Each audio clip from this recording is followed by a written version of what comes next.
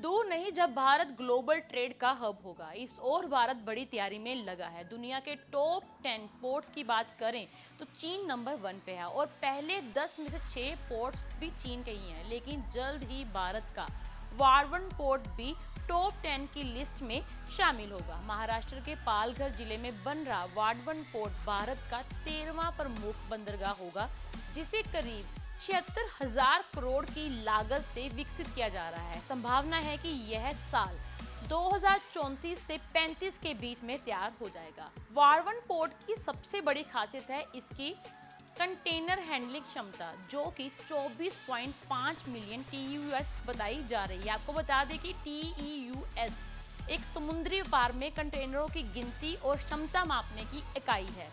एक TEU equal to 20 feet का एक कंटेनर, यानी जब कहा जाता है कि कोई पोर्ट 24.5 मिलियन TEUs संभाल सकता है, तो इसका मतलब यह है कि वह पोर्ट एक साल में 20 फीट वाले 2.45 करोड़ कंटेनर के बराबर माल को हैंडल करने की क्षमता रखता है, जिससे दुनिया के सबसे बड़े जहाज सीधे भारत में आ सकेंगे। इससे भारत को अब चीन, सिंगापुर और कोलंबो जैसे विदेशी बंदरगाहों पर ट्रांसशिपमेंट के लिए निर्भर नहीं रहना पड़ेगा।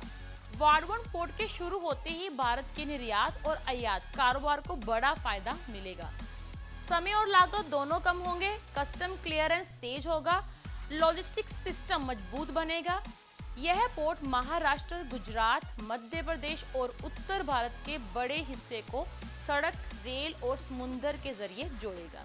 इसके साथ ही JNPA जैसे बड़े पोर्ट के साथ मिलकर यह भारत को इंटरनेशनल ट्रेड से नई पहचान देगा। इतना ही नहीं, वारवन पोर्ट स्किलिंग प्रोग्राम के जरिए लाखों लोगों को रोजगार देने की तैयारी में भी लगा है। वही भारत का सबसे बड़ा कंटेनर पोर्ट JNPA पहले ही देश के 54% से ज्यादा कंटेनर ट्रैफिक को संभाल रहा है और कस्टम रेवेन्यू में 21% का योगदान दे रहा है। वर्ल्ड 100 पोर्ट्स में से इसे 23वां रैंक प्राप्त है। JNPA और वारवन पोर्ट मिलकर भारत को चीन जैसे टॉप पोर्ट देशों की कतार में खड़ा करेगा।